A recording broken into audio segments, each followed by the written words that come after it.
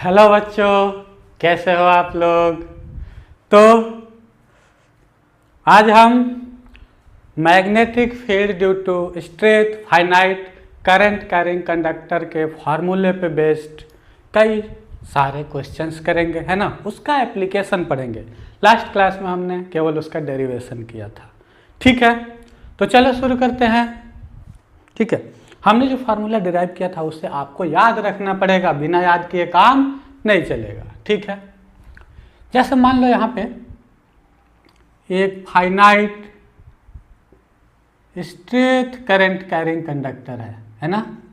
Current I flow हो रहा है इसमें।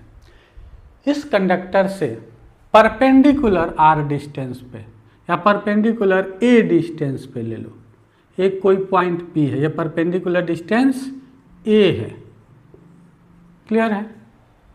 अब हम कह दें इस पॉइंट पी पे मैग्नेटिक फील्ड निकालो, और कुछ और भी डेटा आपको दिया रहेगा।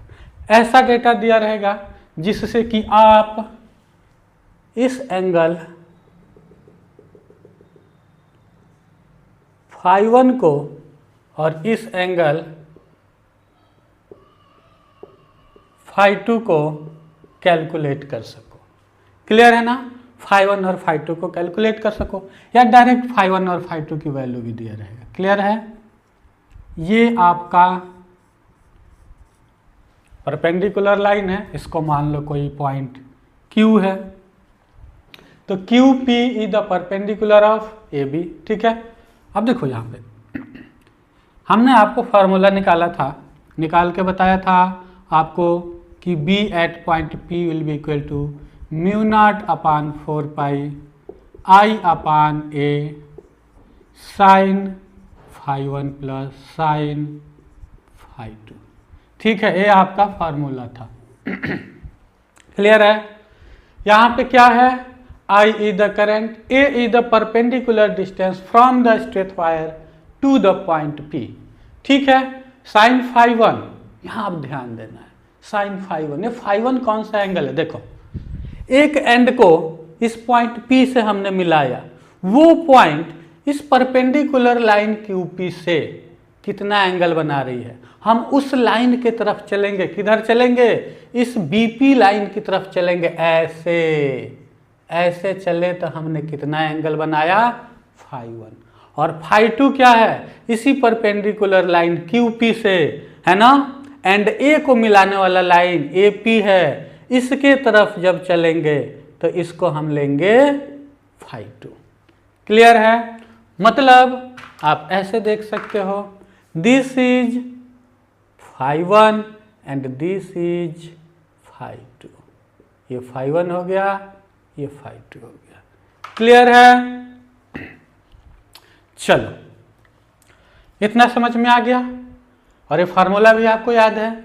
चलो, इसके पहले जब हम क्वेश्चंस डिफरेंट कैसे शुरू करें, इसके पहले म्यू नॉट अपान 4 पाई के बारे में भी मैं आपको बता दूं। ठीक है, देखो म्यू नॉट अपान 4 पाई है ना, इसकी वैल्यू 10⁻⁻7 है ना, टेस्ला मीटर पर एम्पियर होता है इसकी वैल्यू, है ना। अब देखो सर म्यू नॉट क्या है, तो म्यू नॉट है परमिएबिलिटी ऑफ एयर या वैक्यूम स्पेस, फ्री स्पेस। ठीक है, एयर और फ्री स्पेस। ठीक है,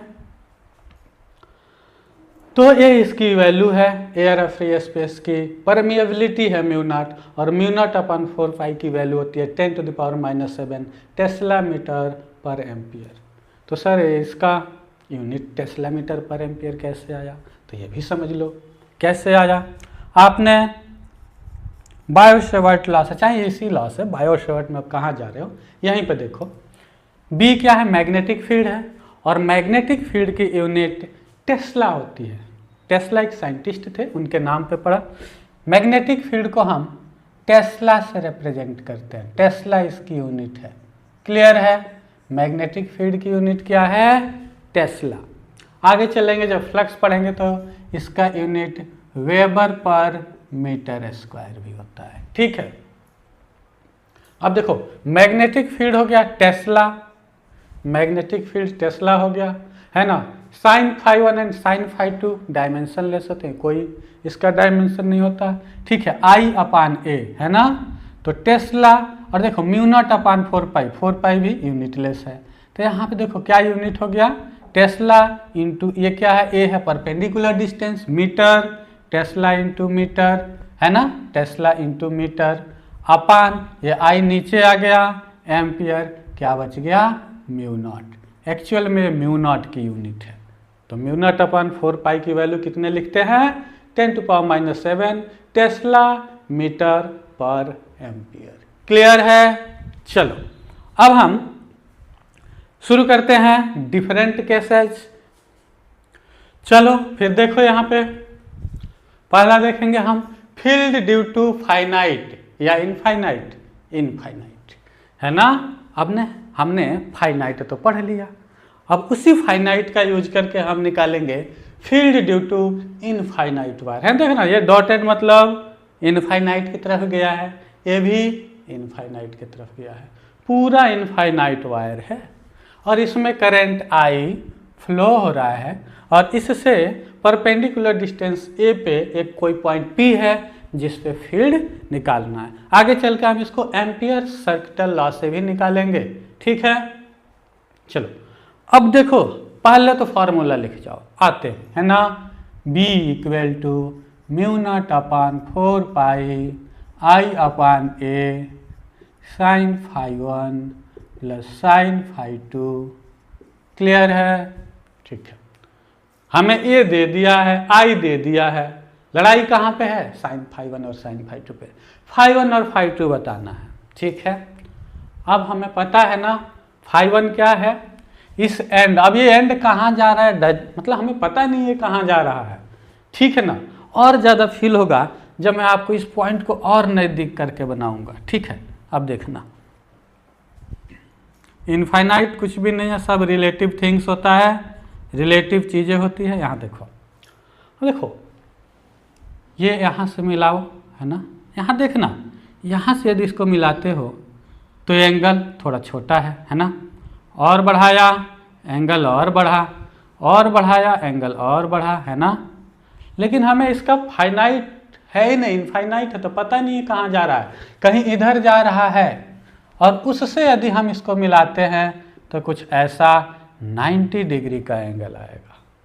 क्लियर है ना, इसको ऐसे देखो करते जाएंगे और उसको पाने के लिए एकदम ऊपर की तरफ चलेंगे, अरे मिल ही नहीं रहा, ये सीधे जा रहा है, मिल ही नहीं रहा है कहीं, मतलब ये 90 डिग्री हो गया, phi 1 equal to 90 degree. Clear है ना। वैसे ही यहाँ पे ये देखो इसका एंड ही नहीं मिल रहा है, कहाँ जाए भाई, कहाँ जाए, इनफाइनाइट पे जा रहे हैं, ये भी 90 डिग्री हो गया, है ना, मतलब फाई 2 भी कितना हो गया 90 डिग्री हो गया। क्लियर है। अब क्या करना है, इसमें पुट कर देना है B equal to mu not upon 4 pi I upon A sine 90 degree की वैल्यू 1 प्लस साइन 90 डिग्री की वैल्यू 1, ठीक है। तो B आ जाएगा mu naught I upon 2 pi A, B equal to mu naught I upon 2 से 2 cut जाएगा, 2 बच जाएगा 2 pi A. This is the magnetic field due to infinite straight current carrying wire. Clear है ना, at the distance A। Clear है। तो ये rule या नियम बोल दो, रूल बोल दो, फॉर्मूला बोल दो, जो भी बोलो आप, इसे याद रखना है, ठीक है ना। इसको भी यहाँ पे याद रखना है, इस तरह बहुत जल्दी फ्रिक्वेंटली यूज होगा, क्वेश्चंस में इसका एप्लीकेशन आएगा, है ना। आपसे ये नहीं पूछने जा रहा है ना कि स्ट्रेट वायर का फील्ड कितना होता है ना। इतना इजी क्वेश्चन जी नीट में तो नहीं पूछेगा, ठीक है। बोर्ड में पूछ सकता है, बोर्ड में इसका डेरिवेशन पूछेगा तो एम्पियर सर्किटल लॉ से पूछेगा, ठीक है। चलो दूसरा field due to semi finite wire. ये सेमी फाइनाइट क्या है, ये भी एक तरीके से इनफाइनाइट ही है, बट इसका एक एंड, ये देखना, ये एंड तो मैं देख पा रहा हूँ, है ना, ये एंड कहाँ गया है मैं नहीं देख पा रहा, कहाँ है भाई पता ही नहीं चल रहा, हाँ ये देख रहा हूँ कि मेरे सामने है ना। तो ये देखो ये एंड तो नोन है और इससे ए डिस्टेंस पे कोई पॉइंट पी है ना। और ये क्या हो गया, ऊपर इनफाइनाइटली पता नहीं कहाँ तक जा रहा है। ठीक है, अब हमें इसके लिए मैग्नेटिक फील्ड निकालना है। ठीक है, सबसे पहले हमें क्या पता करना है, करंट यहाँ दिया हुआ है, परपेंडिकुलर डिस्टेंस दी हुई है। क्लियर है। अब क्या करेंगे, कैसे निकालेंगे। ठीक है, देखो φ1 निकालना, मतलब ये कहीं इधर से आ रहा होगा, पता ही नहीं चल रहा कहाँ जा रहा है, मतलब ये डिग्री φ1 कितना हो जाएगा 90 डिग्री। ठीक है, अच्छा φ2 यहाँ पे निकालें, तो यदि ये थोड़ा सा इधर यहाँ तक होता तो हम देखते अच्छा ये तो φ2 इतना है, थोड़ा ये और ऊपर आया देखे और एंगल घटा, और ऊपर आया देखे और एंगल घटा, यहाँ पे आ गया मतलब अरे ये तो एंगल 0 हो गया, यहाँ होता तब तो इसका कुछ एंगल बनता, ये और ऊपर गया एंगल कम, अब ये लाइन से मैच हो गया है ना। मतलब एक एंड बी को, इसको ए मान लो, ये तो पता ही नहीं है, बी पता है हमें है ना, ये तो हमें पता ही नहीं है, बी पता है, बी को हमने पी से मिलाया तो ये परपेंडिकुलर लाइन से कितना एंगल बना रही है 0 डिग्री है ना, कितना बना रही है 0 डिग्री, तो यहाँ φ2 की वैल्यू आ गया 0 डिग्री। फिर बी वहीं, b equal to μ0/4 πI/a, sine 90 degree की वैल्यू 1 और साइन 0 की वैल्यू 0, तो ये आ जाएगा b इक्वल टू μ0/4 πI/a। देख रहे इसका हाफ है, मतलब ये इनफाइनाइट से सेम ही हुआ, तो ये भी कहा मैं भी आधा हो जाऊंगा है ना, तो इसका आधा हो गया। ये क्लियर है यहां तक, ये दोनों नोट कर लो, फिर हम आगे और भी 2-3 केस डिस्कस करेंगे। ठीक है, चलो तो ये 2-3 क्वेश्चन और हम देखते हैं, 2-3 केसेज देखते हैं है ना।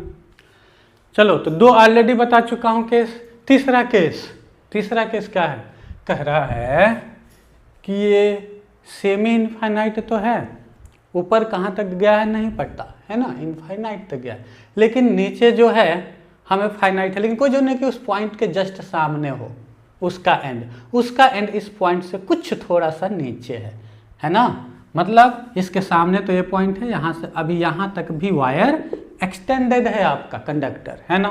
अब यहाँ के लिए मैग्नेटिक फील्ड निकालना है, तो फिर देखो यहाँ पे और कुछ नहीं, फॉर्मूला फिर से लिखना है, b equal to μ0/4 πI/a sine φ1 plus sine φ2।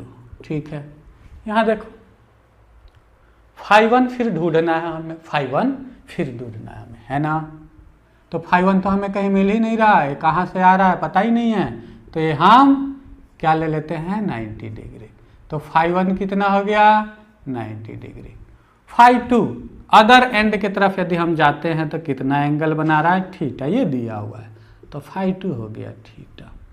ए कितना होगा, यहाँ आंख बंद करके डिस्टेंस मत रख देना, परपेंडिकुलर डिस्टेंस हमें ए निकालना है ना, तो कैसे निकालोगे परपेंडिकुलर डिस्टेंस है, साइन थीटा लगाओगे या कॉस थीटा लगाओगे, कॉस थीटा, क्योंकि हमें ए निकालना है, तो यहाँ लिखोगे cos theta equal to base है ना, ये तो थीटा के सामने परपेंडिकुलर हो गया, ये बेस हो गया, तो बेस अपान हाइपोटेनियस, यहाँ से ए निकल जाएगा डी कॉस थीटा। ठीक है, अब यहाँ पे पुट कर दोगे है ना, तो कितना आ जाएगा, यहीं पे रख दो,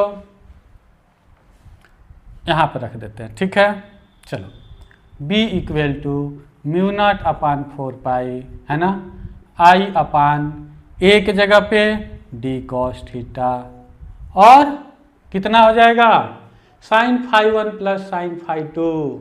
ठीक है, तो साइन φ1 90 डिग्री है, उसकी value 1 plus sine φ2 sine theta, ये हो गया आपका b, ये आपका b हो गया। ठीक है, तो बस आपको ध्यान रखना है कि हमें φ1 और φ2 ढूंढना है और परपेंडिकुलर डिस्टेंस ढूंढना है। ठीक है, चलो अब इसको मैं मिटा रहा हूं, नोट कर लेना।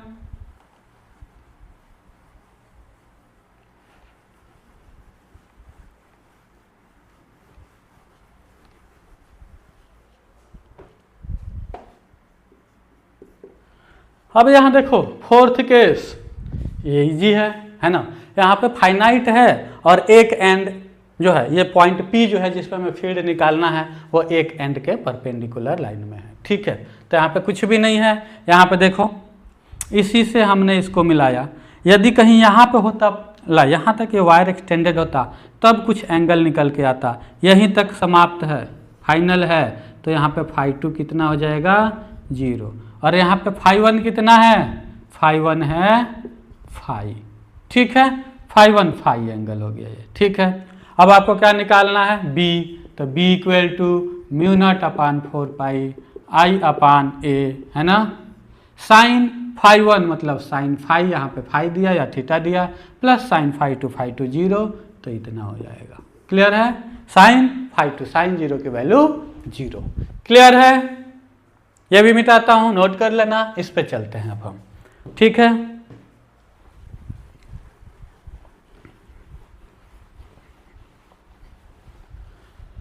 देखो फिफ्थ केस, अब कह रहा है ये कि ये फाइनाइट वायर है, फाइनाइट है, ये एंड ए है, ये एंड बी है, लेकिन जिस पॉइंट पे हमें फील्ड निकालना है वो इधर कहीं इस लाइन के, इस वायर के कहीं सीध में है ही नहीं, इधर है ना, इस वायर के आसपास, इसके जस्ट सामने नहीं है, कहीं यहाँ पे है, कहीं यहाँ पे है, जो इस वायर से नीचे है। तब क्या करोगे, तरीका वही रहेगा, कंसेप्ट वही रहेगा, थोड़ी सी मेहनत करनी पड़ेगी, दिमाग लगानी पड़ेगी, ठीक है। यहाँ देखो μ0/4 I अपान A, है ना। मान लो ये दे दिया है ना, साइन φ1 प्लस साइन φ2। अब देखो इस वायर को हमने थोड़ा सा एक्स्ट्रापोलेट किया, एक्सटेंड किया, और इस पे एक हमने परपेंडिकुलर लाइन डाला। ये मान लो दे दिया है, या कुछ ऐसा दिया रहेगा कि ये पता चल जाए, है ना। जैसे यहाँ से मान लो ये एंगल α1 दिया हुआ है ना, AB, और इसको मान लो P, तो एंगल ABP, एंगल ABP α1 दिया हुआ, और एंगल इसको मान लो M, angle MAP, angle MAP कितना दिया हुआ है, α2 दिया हुआ है ना। तो मान लो ये डिस्टेंस भी दिया होता ना आपको, और α2 दिया है, तो ये perpendicular distance sine α2 equal to perpendicular upon hypotenuse से निकाल सकते थे। मैंने यहाँ पे आपको डायरेक्ट दे दिया है। क्लियर है ना कि ये A है, परपेंडिकुलर डिस्टेंस। इस AB लाइन को एक्स्ट्रापोलेट किया, इस पे हमने परपेंडिकुलर डाला, तो परपेंडिकुलर डिस्टेंस A ऑलरेडी दिया हुआ है, करंट I भी दिया हुआ है। अब हमें φ1 और φ2 निकालना है, φ1 और φ2 निकालना है, यहाँ ध्यान देना पड़ेगा, ठीक है। देखो फर्स्ट लाइन ऊपर के एंड को इस परपेंडिकुलर से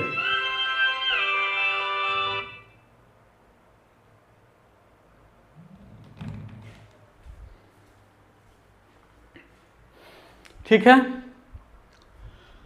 यहां पे देखो, अब हमें ये हो गया B equal to μ0I/4 A sine φ1 plus sine φ2।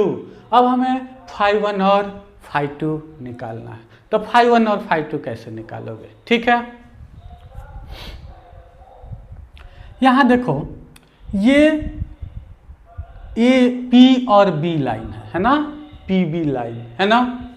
First and से P को मिलाया एक लाइन, और सेकंड एंड को P से मिलाया, तो एक एंड के तरफ हम चलते हैं इस परपेंडिकुलर लाइन से, है ना, एक एंड के तरफ चलते हैं ऐसे, तो देखते हैं यही तो φ1 है ना।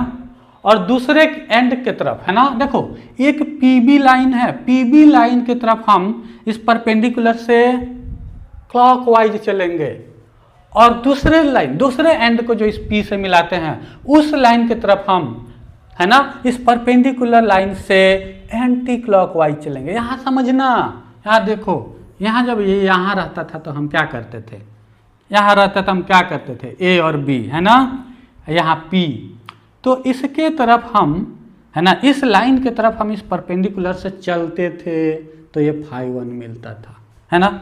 और इसको मिलाए हमने लाइन को, इसके तरफ हम इसके जस्ट अपोजिट डायरेक्शन में एंटी क्लॉकवाइज में चलते थे तो हमें φ2 मिलता था। यही कंसेप्ट मैं आपको बता रहा हूं, ठीक है। यहां देखो, फर्स्ट लाइन को की तरफ हम चले क्लॉकवाइज में तो φ1 मिला। अब सेकेंड लाइन की तरफ, एपी लाइन की तरफ यदि हम इसी लाइन से एंटी क्लॉकवाइज में चलेंगे तो देखना कौन सा बनेगा एंगल, ये बनेगा, ये क्लियर है, क्या बनेगा, ये बनेगा। ये एंगल कितना होगा भाई, निकालना पड़ेगा। देखो ये α1 दिया है, ये α2 दिया है, ठीक है। अब देखो φ1 पहले निकाल ले, φ1 पहले निकाल लेते हैं। φ1 कितना है, देखो ये राइट एंगल ट्राइंगल है कि नहीं, BMP राइट एंगल ट्राइंगल, ये α1 है, ये 90 है ना, तो ये φ1 कितना बन गया, 90 माइनस α1, ठीक है। अब φ2 निकालना है, ये है हमारा φ2। φ2 निकालने के लिए सबसे पहले देखो इस एंगल को निकालोगे, है ना, इस एंगल को। ये एंगल कितना है, ये α2 है, ये 90 डिग्री है, तो ये हो जाएगा 90 माइनस α2, ठीक है। तो φ2 कितना हो जाएगा, अरे भाई φ2 प्लस 90 माइनस α2 कितना बन गया, 360 डिग्री, है ना। तो यहाँ φ2 कितना हो जाएगा, φ2 हो जाएगा 360 माइनस 90 माइनस α2, तो ये कितना हो जाएगा, 360 माइनस 90 हो जाएगा 270 माइनस माइनस प्लस α2, ठीक है, क्लियर है, 270 प्लस α2। इसको हम ऐसे भी लिख सकते हैं, φ2 इक्वल टू 180 प्लस 90 प्लस α2। आप देखना यहाँ पे रख दो, ठीक है। तो B equal to μ0 I upon 4 pi A sine φ1 sine 90 minus α1 plus sine φ2 sine φ2, φ2 मतलब इतना, sine 180 degree plus 90 plus α2, clear है। अब देखो sine 180 plus theta minus sine theta, sine 180 plus theta कितना हो जाएगा, माइनस साइन थीटा। तो यहाँ से आप लिखोगे B equal to μ0 I upon 4 pi A, है ना, sine 90 minus alpha, sine 90 minus theta cos theta, तो साइन 90 माइनस α1 कॉस α1, ठीक है। अब देखो sine 180 plus theta minus sine theta, तो हो जाएगा माइनस साइन 90 प्लस α2, यही तो थीटा था हमारा पूरा, ठीक है। अब देखो इसी को हम लिख सकते हैं μ0 upon 4 pi I upon A। यहाँ देखो cos α1 sine 90 plus theta cos theta, sine 90 plus theta cos theta, तो यहाँ पे आ जाएगा cos α1 minus sine 90 plus α2 cos α2, तो हो जाएगा माइनस कॉस α2, ठीक है। Sine 90 plus theta cos theta, तो साइन 90 प्लस α2 कॉस α2, तो cos α1 minus cos α2, this is your formula. यहाँ पे लिख देता हूँ मैं B equal to μ0 upon 4 pi I upon A cos α1 minus cos α2। और याद करने के लिए बच्चे याद भी रखते हैं, याद करने के लिए बच्चे याद भी रखते हैं ना। अच्छा यहाँ से α1 दिया, यहाँ से α2, और ये वाला सिस्टम है, अच्छा μ0 upon 4 pi I upon A sine φ1 plus sine φ2 की जगह पे कॉस α1 माइनस कॉस α2 होता है। याद रहे तो उससे बढ़िया कोई चीज़ नहीं याद है तो आप निकाल सकते हो, बिल्कुल कंसेप्ट रहेगा। तो मैंने समझाया इतना टाइम में, है ना, एग्जाम में आप विदिन 1 मिनट में इसको कर सकते हो, ठीक है, क्लियर है। तो ये समझ में आया, इसको नोट कर लो, इसका एक शॉर्टकट भी बताऊंगा, नोट करो, नोट कर लिया, चलो मिटाता हूं।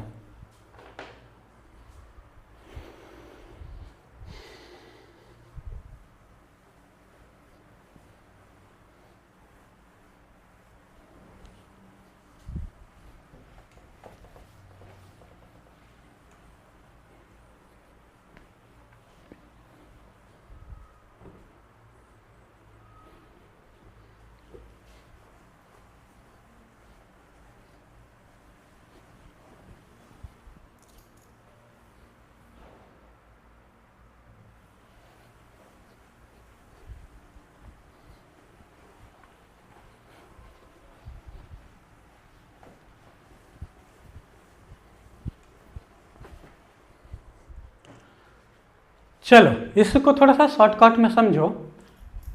B equal to mu not upon 4 pi, है ना, क्या आया था, cos alpha 1 minus cos alpha 2। ठीक है, क्या और तरीके से भी इसको निकाल सकते हैं, क्या और तरीके से भी इसको निकाल सकते हैं। ठीक है, देखो एक बार इस MB को पूरा वायर मान लो, एक बार इस MB को पूरा वायर मान लो। ठीक है, तो सेमी है ना और फाइनाइट है, मतलब इनफाइनाइट नहीं है, फाइनाइट है, लेकिन एक पॉइंट दूसरे एंड के जस्ट परपेंडिकुलर पे है ना। तो इसके लिए अभी हमने निकाला था, इसके लिए φ1 कितना हो जाएगा, φ1 ही हो जाएगा, और φ1 90 माइनस अल्फा 1, तो यहाँ पे φ1 कितना आ जाएगा, 90 माइनस अल्फा 1। ठीक है, दूसरे वायर को बस इतना ले लो, है ना, AM को, है ना। अब देखो जब फर्स्ट वायर के लिए φ1 इतना था और φ2 कितना था, 0 था। ठीक है, अब उसके लिए B निकाल लेते हैं। मान लो B ड्यू टू MB, है ना, MB कितना हो जाएगा, mu not upon 4 pi I upon A, है ना, sine φ1 plus sine φ2, sine φ2 0, sine φ1 कितना हो जाएगा, 90 माइनस अल्फा 1, तो साइन 90 माइनस अल्फा 1 कितना हो जाएगा, कॉस अल्फा 1। ठीक है, अब देखो फिर AM को मान लो, AM को मानोगे इतना, और ये परपेंडिकुलर लाइन से, है ना, इस दूसरे एंड से इसको मिलाया P को, और यहाँ पे ये P परपेंडिकुलर लाइन पे ही है, M जो है ना, तो यहाँ पे φ1 कितना आ जाएगा, इस केस में φ1 आ जाएगा आपका, यहाँ देखो ये 90 है अल्फा 2, तो 90 माइनस अल्फा 2, और φ2 भाई इधर कहीं तो वायर है ही नहीं, तो φ2 0। अब देखो यहाँ पे रख दो B ड्यू टू AM कितना हो जाएगा, mu not upon 4 pi I upon A, है ना, sine φ1 sine 90 minus alpha 2 cos alpha 2, है ना, और φ2 0 है, तो इतना ही रह जाएगा। बस ठीक है, समझो इसको, है ना, लॉजिक मत ढूंढना, लॉजिक वाला तो मैंने बता दिया है। ठीक है, अब यहाँ पे देखो लॉजिक भी है, B due to that part AB, B due to that part AB equal to B due to MB part, है ना, AB के वजह से MB माइनस AM, है ना, AB के वजह से, AB कितना, AB का लेंथ, है ना, AB BM minus AM, AB BM minus B due to AM।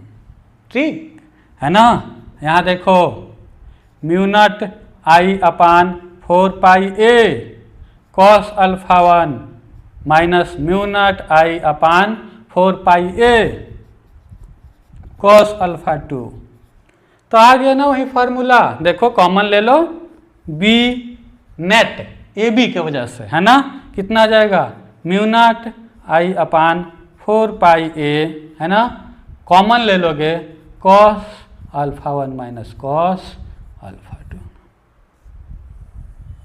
आ गया, आ गया। ठीक है, चलो इसको नोट कर लो, फिर अभी हम 2-3 क्वेश्चन और करेंगे। ठीक है, नोट कर लो। चलो तो एक क्वेश्चन लेते हैं। ठीक है, क्वेश्चन 1। ठीक है, ठीक है, अब देखो सपोज अभी हमने एक स्क्वायर ले लिया, है ना, स्क्वायर ले लिया, square of side A, square of side A. Question क्या है, इसमें हमने एक करंट फ्लो करा दिया I एम्पियर का, सब में वही I फ्लो हो रहा है circular.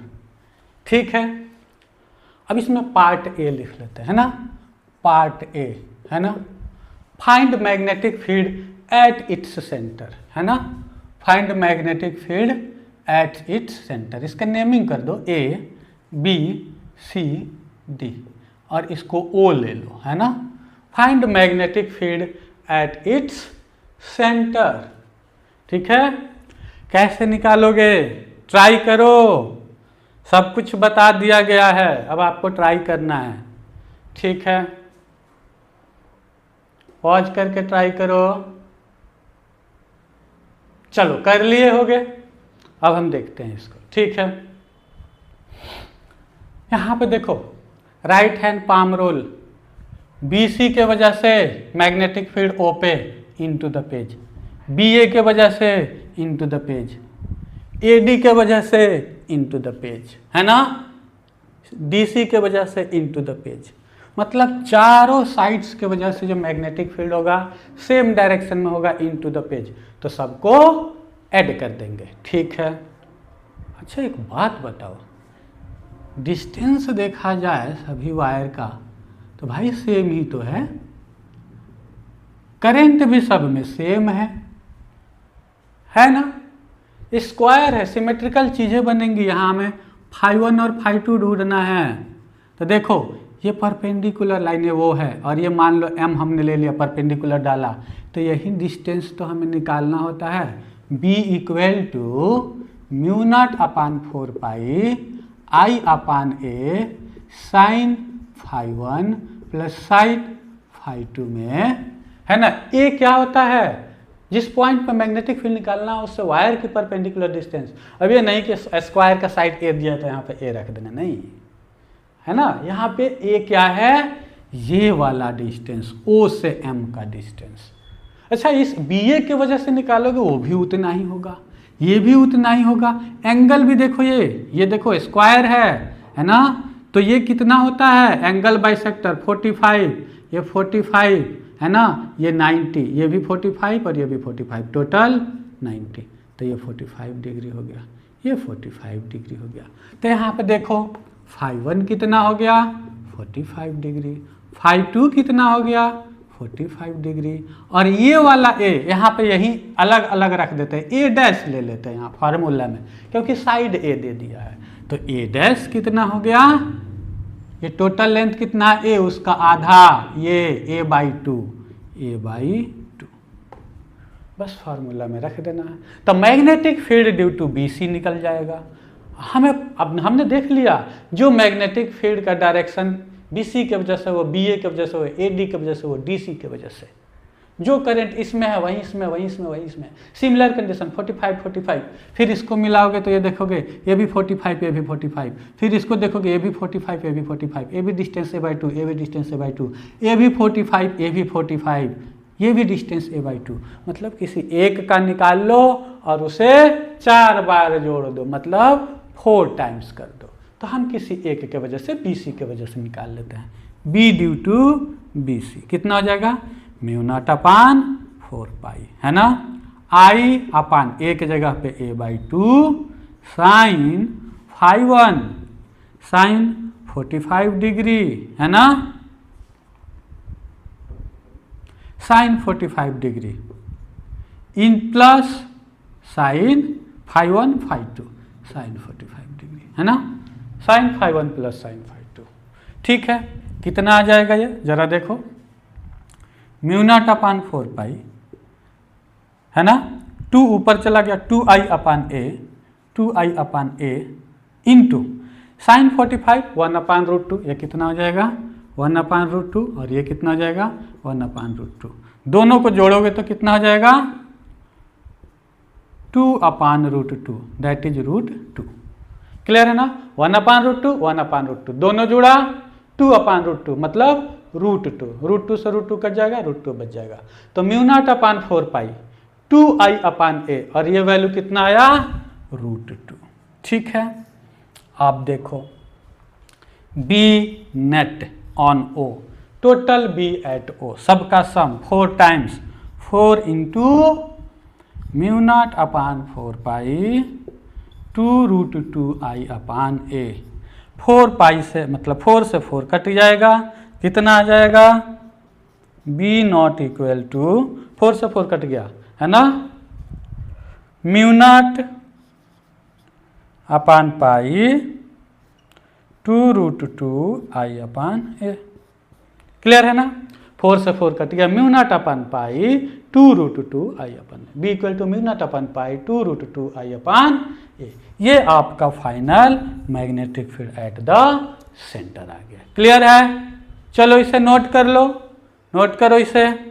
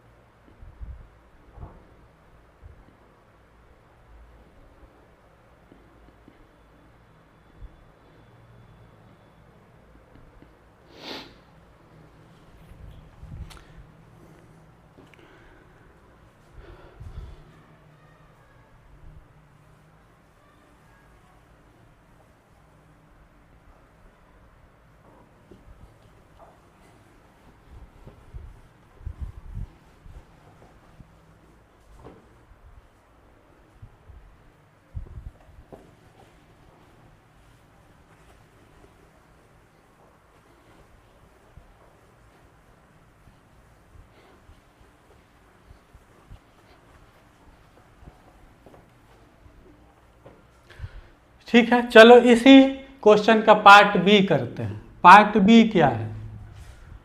Find the magnetic field eight point A, है ना? इस पॉइंट ए पे मैग्नेटिक फील्ड निकालना है ना। बी एट पॉइंट ए कितना होगा? बी एट पॉइंट ए कितना होगा? ठीक है, कैसे निकालोगे बी एट पॉइंट ए? ये भी इजी है। ठीक है, यहाँ देखो, सबसे पहले देखो इस पॉइंट ए पे बी ए के वजह से कितना फील्ड होगा। मैं कहूँ एक करंट कैरिंग कंडक्टर है, आप लोगों को बता चुका हूँ। इसके एक्सेस पे या इसी लाइन पे कोई पॉइंट हो या इसके एक्सेस पे और कहीं भी कोई पॉइंट हो तो इस पे मैग्नेटिक फील्ड कितना होता है? Ideal cross R, ideal BC side में, आर बीसी साइड में, थीटा 0, क्रॉस प्रोडक्ट 0, है ना। मैग्नेटिक फील्ड 0 होता है, वही यूज करना है यहाँ पे, वही यहाँ पे यूज करना है। ठीक है, तो यहाँ पे देखो बी ए के वजह से ए पॉइंट पे मैग्नेटिक फील्ड 0 नहीं आएगा। वैसे ही ए डी के वजह से ए पे मैग्नेटिक फील्ड 0 नहीं आएगा। किसके किसके वजह से आएगा? बी सी के वजह से और सी डी के वजह से। ठीक है, बी सी के वजह से आएगा और सी डी के वजह से आएगा। क्लियर है? अब बी सी के वजह से निकालें। अच्छा देखो, करंट इधर into the page, C D current इधर इनटू द पेज, दोनों सेम डायरेक्शन में है, दोनों ऐड होंगे। अब देखो फिर सिमिलैरिटी देखते हैं। अरे यहाँ से देखो, इस बी सी से ये इसके एक एंड पॉइंट पे ये पॉइंट है, देख रहे हो ना, परपेंडिकुलर। तो यहाँ पे देखोगे कि φ1 कितना हो जाएगा? 45 डिग्री, φ1 45 डिग्री, और φ2 इधर कहीं है ही नहीं वायर, तो φ2 कितना हो जाएगा? 0 डिग्री। ठीक है, ओके। परपेंडिकुलर डिस्टेंस इस वायर से इस पॉइंट का कितना है? साइड ऑफ स्क्वायर ए है ना।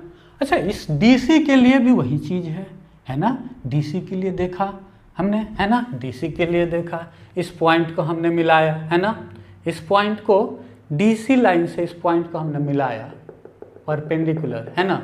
तो क्या देखेंगे हम इससे? एंगल कैसे, कौन सा एंगल ढूंढेंगे हम? φ1 और φ2।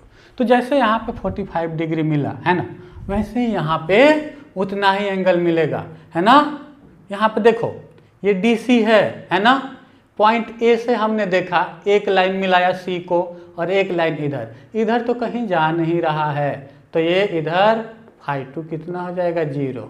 और ये इधर कितना एक्सटेंडेड है? AD लाइन, परपेंडिकुलर लाइन से इस लाइन ए और सी को ज्वाइन करने वाले लाइन की तरफ चलोगे तो एंगल 45 डिग्री। तो φ1 कितना हो गया यहाँ पे 45 डिग्री। परपेंडिकुलर डिस्टेंस कितना हुआ, ए ही हुआ, मतलब हम केवल BC के वजह से निकाल ले तो उतना ही CD के वजह से भी होगा, तो BC के वजह से निकाल के उसके 2 टाइम कर देंगे, ठीक है।